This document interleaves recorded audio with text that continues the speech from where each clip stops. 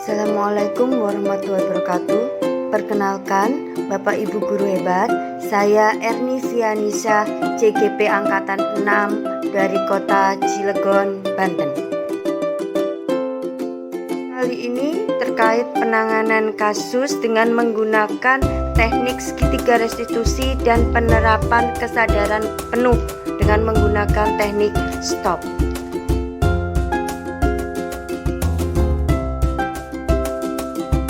Assalamualaikum warahmatullahi wabarakatuh. Waalaikumsalam warahmatullahi wabarakatuh. Anak-anak, pada pagi hari ini kita akan melaksanakan susulan penilaian akhir semester. Sebelum kita memulai penilaian akhir semester, Arif dipimpin doa terlebih dulu. Silakan, Rik. Mari teman-teman, sebelum kita memulai ujian, alangkah baiknya kita berdoa supaya kepercayaan masing-masing dimulai.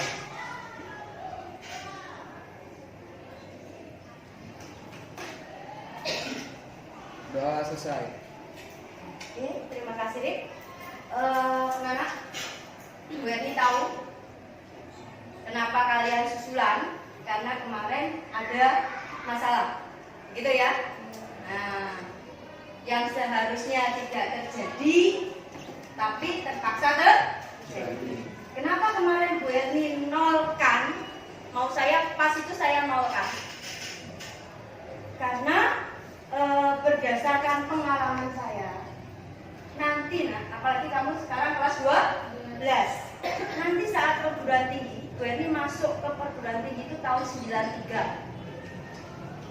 belum ada ulangan, kertas beredar, dosen nggak mau tahu siapa yang awalnya kertas jawabannya itu beredar atau lembar jawaban tadi punya siapa, itu dosen nggak mau tahu, langsung nilai nggak lulus ya. Yang kedapatan ya sudah, itu mereka nggak mau tahu. Itu zaman Bu Erni tahun 93. Yang sekarang anak Bu Erni yang di UI maupun yang di ITS sama, malah lebih lagi, bukan hanya di mata kuliah itu tapi semua mata kuliah yang di program semester itu. Kalau dia program 6 mata kuliah, ya 6 mata kuliahnya E. Oke, lanjut. Nah itu yang jadi masalah, baik di UI maupun ITS. Dan dikira Bu Erni ke semua perguruan tinggi juga sama. Gak nyari siapa yang bikin masalah, sumbernya enggak. Yang kedapatan itulah yang kena sanksi. Beda mungkin SMA dengan perguruan tinggi, tapi kamu harus mulai bisa mendisiplinkan dirimu sendiri. Paham ya? Nah, itu alasannya kenapa kemarin mau saya E-kan aja. Ada cumannya nih, di aturan kita belum ada ya. Yang dilakukan panitia kemarin itu hukuman untuk kamu. Kalau hukuman itu sifatnya pasti menyakitkan, bikin orang sedih, bikin orang merasa selalu bersalah. Padahal setiap orang pasti pernah melakukan kesalahan dan harus belajar dari kesalahan. Paham ya?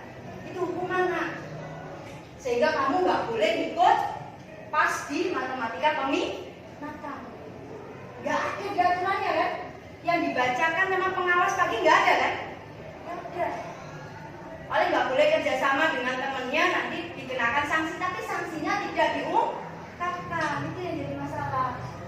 Harusnya bukan hukuman, tapi konsekuensinya. Kalau kamu nyontek, maka dalam matematika kan itu jika makanya dapat, jika nyontek maka nilainya 0. Itu kamu tahu lebih dulu. Jadi bukan pas kejadian langsung dikenakan hukuman. Gitu ya. Jadi nanti insya Allah ke depannya SMA 1 seperti itu. Jadi nggak ada lagi hukuman. Yang ada adalah konsekuensi. Kalau melanggar maka harus apa? Gitu. Dan itu diungkapkan di awal. Tiap murid sudah tahu. Paham? Oke. Sekarang silakan kalian tulis. Ya. Seperti yang kemarin Firman chat ke Bu Erni, saya Bu yang salah. Saya bilang ke Firman,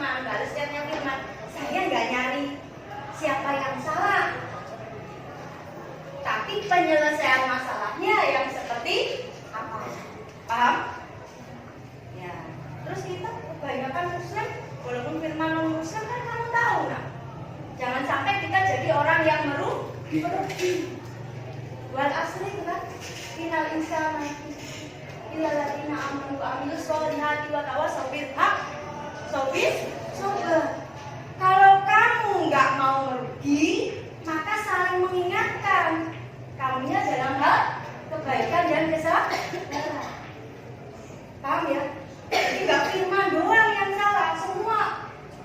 Kalau menurut gue nih, ya semua. Kenapa? Kamu tahu temanmu kecurangan, mau ya, belum loh, baru mau melakukan kecurangan, ada niat nih, kan? Tapi nggak ditegur, kan? Nggak saling mengingatkan, masuk ke orang yang merugi. Paham ya? Nah, sekarang gue minta dituliskan di kertas itu yang pertama. Ya, yang pertama dulu terkait tindakan yang salah yang kamu lakukan. Baik kamu hanya diem saat temenmu ada niat mau kecurangan, ataukah kamu ikut menyalurkan handphonenya atau yang lain. Tulis di kertas sesuai dengan kondisi masing-masing. Oke. Tumpahin di situ ya. Yang kedua, nilai kebajikan apa yang kamu sudah langgar? Nilai kebajikan apa yang sudah kamu langgar? Atau keyakinanmu, nilai keyakinanmu yang kamu sudah langgar? Berdasarkan jawaban yang nomor 1.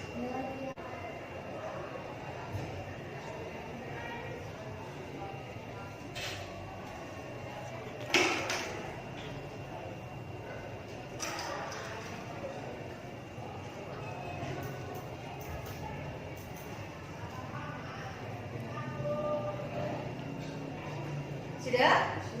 Apaan? Nah, nilai keyakinan atau kebajikan. Misalkan ada yang mau melakukan kecurangan, harusnya kan kamu mengingatkan. Ternyata kamu tidak mengingatkan. Boleh kayak gini loh, kurangnya kepedulian terhadap sesama atau kurang kepada Boleh. Ya. Berarti rasa pedulimu yang tidak ada atau yang harus diasah kembali. Gitu ya. Tadi jangan sampai kalian menjadi orang-orang yang merugi. Ya, ketiga, solusi apa yang kalian mau ambil biar kejadian tersebut tidak terulang kembali?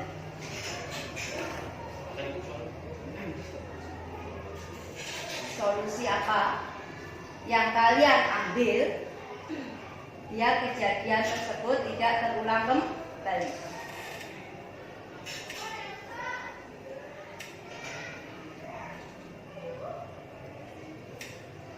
Oke, yang nomor 4, yang terakhir, orang seperti apa nantinya yang kamu inginkan? Kamu ingin menjadi orang seperti apa nantinya?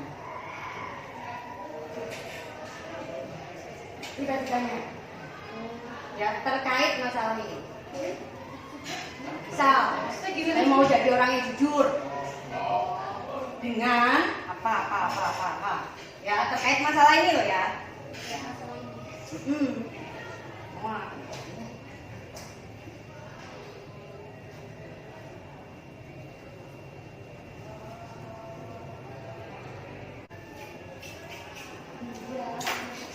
Sudah?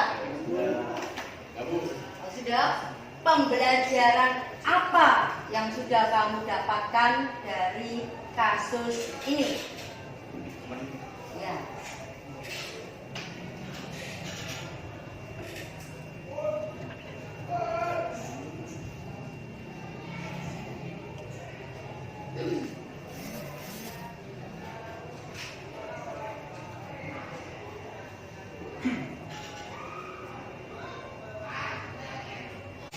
Sudah ya? Oke, kalau sudah, gue minta tolong dibacakan apa saja tadi yang sudah saya tanyakan. Ya. Tidak menyadari jika Firman meminta Ferry untuk menyalurkan ponsel ke saya pada saat itu. Karena memang pada saat itu awalnya Firman ingin bertanya kepada saya tentang jawaban yang ada dalam hal tersebut. Namun saya tidak ingin menerima hal tersebut, jadi saya tidak menoleh saat Ferry memanggil. Yang kedua, nilai kebajikan yang telah saya langgar adalah untuk tidak saling komunikasi dan mencontek saat ujian. Maksudnya, saya telah membiarkan teman saya melakukan tindakan curang dan saya diam saja. Yang ketiga, solusi yang bisa diterapkan yaitu memberikan konsekuensi pada pihak terkait agar tidak lagi terjadi kecurangan saat ulangan. Namun, konsekuensi hanya diberikan pada pihak terkait saja agar yang lainnya tidak dirugikan juga. Yang keempat, saya ingin menjadi orang yang jujur dan percaya diri dengan kemampuan saya sendiri. Saya akan memaksimalkan usaha saya agar mendapat sesuatu yang lebih baik hasil upaya saya sendiri. Yang kelima, pembelajaran yang saya dapatkan dari apa yang terjadi yaitu bersikap dan berperilaku jujur serta percaya dengan kemampuan diri sendiri sangatlah penting. Oke, terima kasih. Mengokok HP ke teman saya, melakukan tindakan terpuji atau menyontek. Lalu yang kedua, nilai kebajikan apa yang sudah dilanggar, tidak jujur dalam mengerjakan kerja, melakukan perbuatan tercela, karena beliau ini karena cuma melakukan tindakan terpuji. Lalu yang ketiga, solusi apa yang kalian ambil agar kejadian tersebut tidak terulang kembali. Perbuatan ini biasanya terjadinya akibat kurang pemahaman kita sebagai murid terhadap pembelajaran tersebut. Karena kurangnya pemahaman itu, murid biasanya tidak bisa mengerjakan soal-soal yang diberikan sehingga murid terpaksa melakukan tindakan terpuji. Maka solusi yang tepat menurut saya adalah belajar lebih sungguh-sungguh ke depannya. Orang seperti apa yang saya inginkan ke depannya, yaitu menjadi orang yang lebih jujur, terus menjadi orang yang selalu berpikir apa konsekuensinya ke depannya. Lalu yang terakhir, pembelajaran apa yang kamu dapatkan dalam kasus ini, menjadi tahu apa dampak atau akibat yang terjadi jika kita melakukan perbuatan tidak sesuai. Oke, Fit, terima kasih. Arif. Yang pertama, saya juga merasa bersalah karena lupa mengingatkan kepada teman-teman sekelas mengenai keburukan dan kebaikan. Saya juga banyak mengobrol yang tidak penting dengan adik kelas dan lemparan lilin dengan teman sehingga mengganggu kenyamanan. Nah, yang kedua, tidak tertib saat ujian, tidak mengingatkan ke teman-teman dan mainan lempar-lempar lilin. Solusinya itu meningkatkan rasa peduli dengan teman pada saat melakukan kebaikan maupun keburukan, belajar lebih tertib saat sedang ujian. Yang keempat, saya ingin menjadi pribadi yang lebih baik karena kebaikan dan kejujuran akan membawa saya di masa depan sebagai orang yang sukses. Yang kelima, yang saya dapat dari pembelajaran ini adalah harus jujur dalam setiap melakukan aktivitas, peduli dalam hal kebaikan, menjauhi obrolan yang tidak perlu. Oke, terima kasih, Rik. Ya, Nana, terima kasih. Jadi Bu Erni, mohon nanti tidak hanya kamu tuliskan di kertas sebagai tugas dari saya, tapi kamu terapkan di kehidupanmu di masa depan. Ya, mulai besok kamu terapkan. Paham ya? Dan saya mohon nanti setelah keluar dari ruangan ini sudah lepas semua.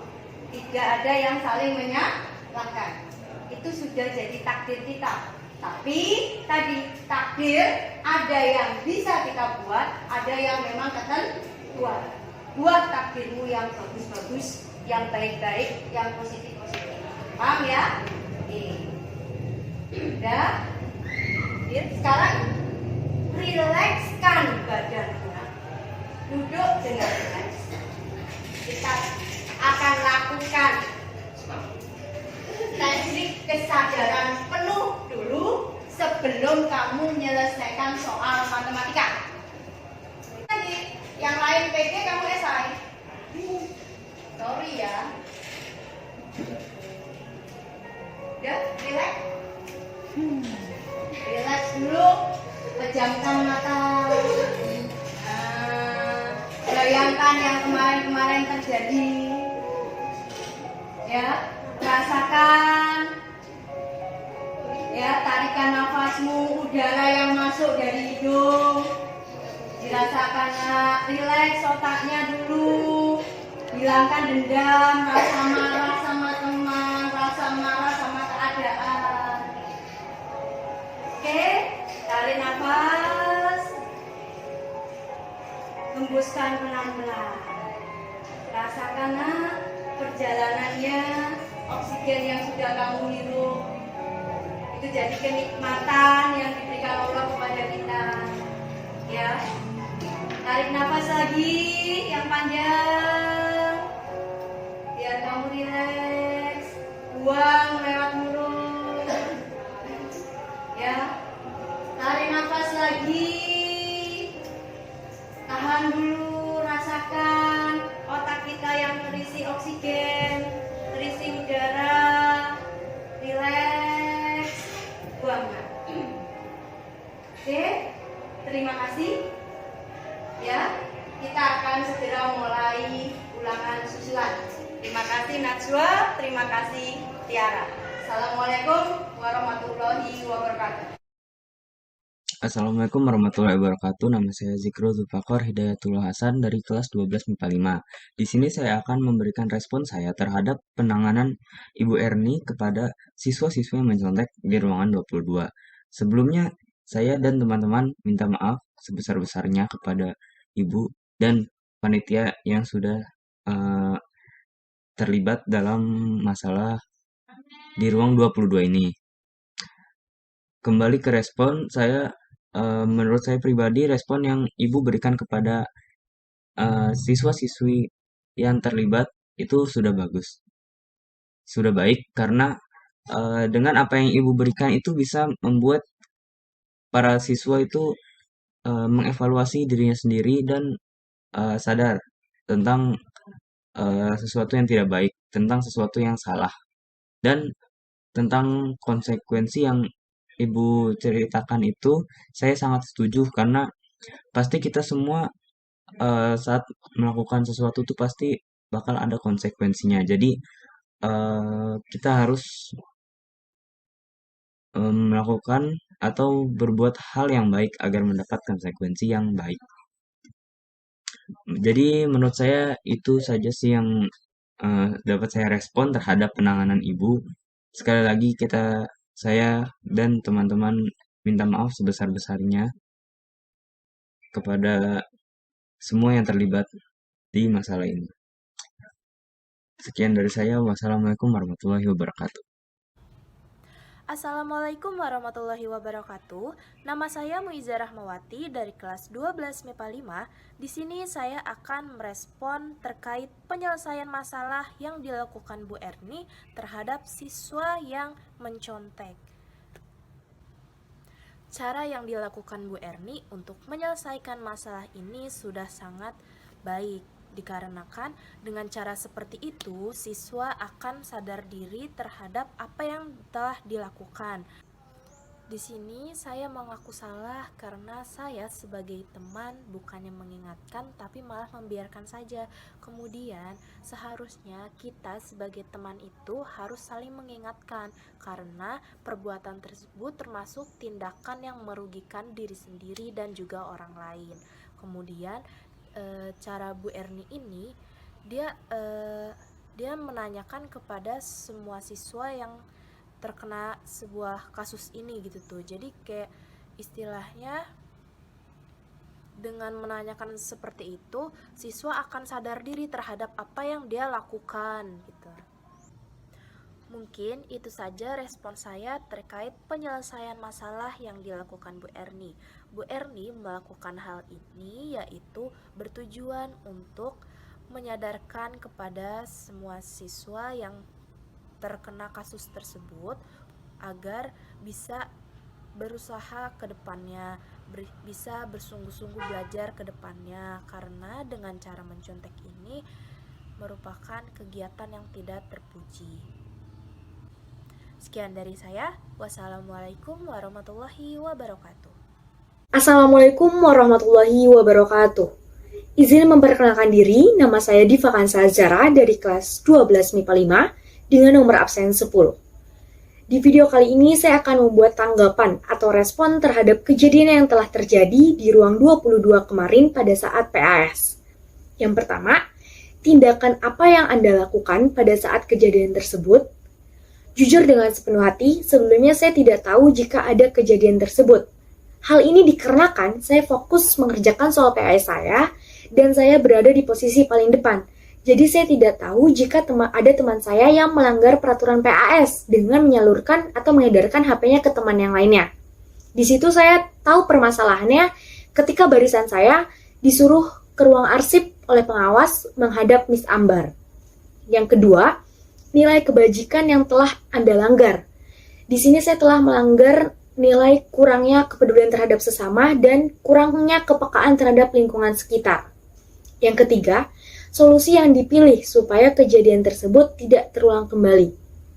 Menurut saya, dengan meningkatkan pengawasan dan pemberian sanksi terhadap pihak yang terkait. Saya tekankan terhadap pihak yang terkait, supaya tidak merugikan pihak yang tidak terlibat. Yang keempat, orang seperti apa yang Anda inginkan setelah kejadian ini? Di sini saya ingin menjadi pribadi yang lebih jujur lagi dengan kepedulian yang lebih ditingkatkan hingga hal ini tidak terulang kembali. Dan saya ingin menjadi pribadi yang berani speak up bahwasannya saya tidak salah. Yang kelima, pembelajaran apa yang Anda dapatkan dari kejadian tersebut? Pembelajaran yang saya dapatkan yaitu seharusnya kita lebih menjadi pribadi yang peduli terhadap lingkungan sekitar dan melek terhadap apa yang ada di sekeliling kita. Dan kita selalu mengingatkan jika ada teman yang berbuat tercela.